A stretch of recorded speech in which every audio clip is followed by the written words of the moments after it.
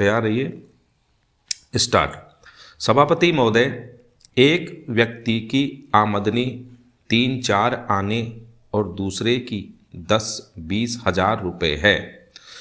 अगर वित्त मंत्री महोदय इस विषमता को दूर नहीं करेंगे तो समाजवाद का नारा बिल्कुल कोरा और कागजी सिद्ध होगा। इस देश में 8-10 करोड़ हरिजनों का एक ऐसा वर्ग है जिसकी आर्थिक स्थिति बहुत गिरी हुई है। इस बजट में उनकी उन्नति और कल्याण की योजनाओं का समावेश होना चाहिए। वित्त मंत्री ने 1500 करोड़ रुपए के जो कर लगाए हैं उनसे देश के आम आदमियों की हालत खराब हो गई है। मुझे इस बात की बड़ी प्रसन्नता है कि योजना के अंतर्गत देश में विकास कार्य हो रहा है और अब हम इस दिशा में जो कुछ कर पाए हैं वह प्रशंसनीय है। लेकिन मुझे दुख के साथ कहना पड़ रहा है कि जहां कृषि के क्षेत्र में उत्पादन बढ़ रहा है, उद्योग के क्षेत्र में उत्पादन बढ़ रहा है, देश की संपत्ति बढ़ रही है, हर आदमी की औसत आय भी बढ़ रही है, फिर भी हमारे यहाँ की पुरानी गरीबी बिल्कुल नहीं हटी है। स्टॉप।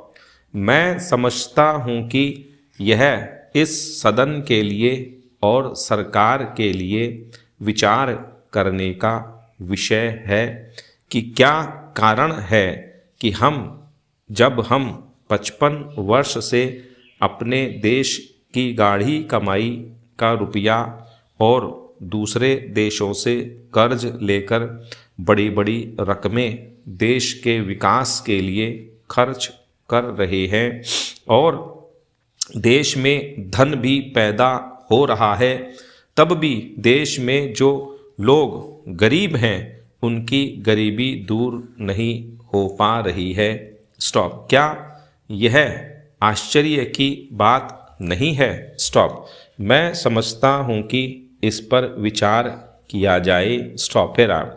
यह ठीक है कि हम समाजवाद के रास्ते पर जा रहे हैं, लेकिन समाजवाद के रास्ते पर ठीक ठीक चलें तो भी हम यह अनुमान नहीं लगा पाते कि कितने वर्षों में हमारे देश की गरीबी दूर होगी। स्टॉप। यह ठीक है कि हम योजना के तरीके पर काम कर रहे हैं, लेकिन इस बात को देखने की आवश्यकता अब पैदा हो गई है कि देश में जो धन पैदा होता है वह कहाँ जाता है। स्टॉप। इतनी प्रगति होने पर भी हम देखते हैं कि गरीबी दूर नहीं हो पा रही है। स्टॉप। गरीबों को खाने के लिए अन्न नहीं मिलता, पहनने के लिए कपड़ा नहीं मिलता। इसका क्या कारण है? यह गंभीरतापूर्वक सोचने की बात है। स्टॉप।